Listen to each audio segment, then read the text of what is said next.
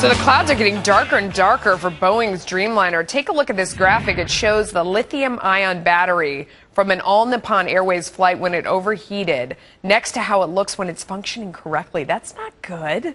But earlier today, Japan's Transportation Safety Agency claimed the battery wasn't overcharged as they first thought, that it actually experienced a sudden drop in voltage. And get this.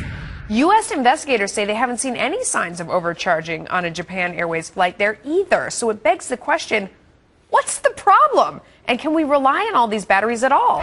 Joining me now is Peter Goelz, aviation expert and former managing director of the National Transportation Safety Board. So I'm playing amateur scientist here.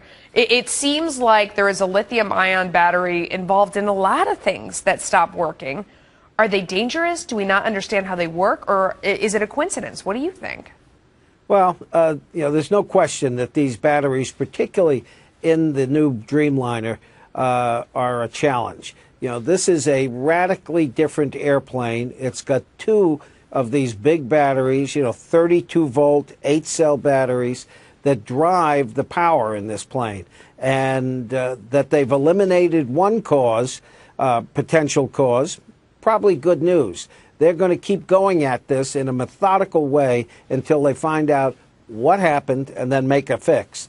But it's a challenge because this is new territory that everybody's in. Does it surprise you that in 2007 regulators cleared Boeing's use of this battery?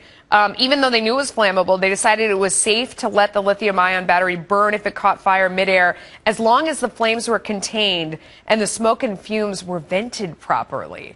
I don't feel good about that. I mean, what do you think of that? Well, there's two ways to deal with these batteries. If you want planes to fly further, fly more economic, have greater creature comforts inside of them, you've got to make radical decisions. Using these batteries help them save weight, increase distance, increase interior comfort. But the challenge was, what do you do? They're tough customers if they start to burn or if they start to overheat. And in that case, you either contain the fire, which is what Boeing designers did. They contained it, and then they vent it. The other way is you try and put it out, but with suppression. But this is a very difficult challenge with these types of batteries. So Boeing's got their hands full. The investigators have their hands full. Yeah. But I think they're going to figure it out. Going forward, I mean, if you were designing a plane today, would you use this battery?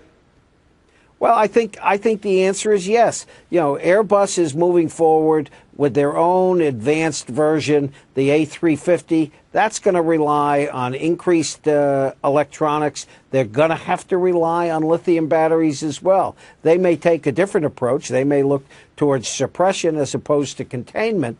But if you want the increased economics, if you want to have a less of a carbon footprint, if you want to have greater creature comforts, this is the way you're going to have to go. I don't know, unless you want to fly and you're really bent on flying, then maybe you don't want to buy one of these planes.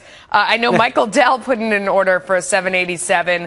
I mean, it probably doesn't matter to him if he buys a plane and it doesn't work. He's got to trade it out for a different one. But do you think that all this bad PR hurts their sales going forward? Or do you think people in the industry say to themselves, these are the normal hiccups that come with a new design? It has not hurt their sales so far. When the 747-400 and the 767 were introduced, their reliability rate, scheduled reliability during the first year, was in the low 90s. The 777, when it was introduced, had a 98% reliability level. So far, the Dreamliner has had close to a 98% reliability record. So it's proven to be a good plane. Yeah. But they've got to address this issue, and it's a scary one. Peter, former managing director of the NTSB, we appreciate your insights. Some really good thoughts there. We hope you'll come back. Thank you.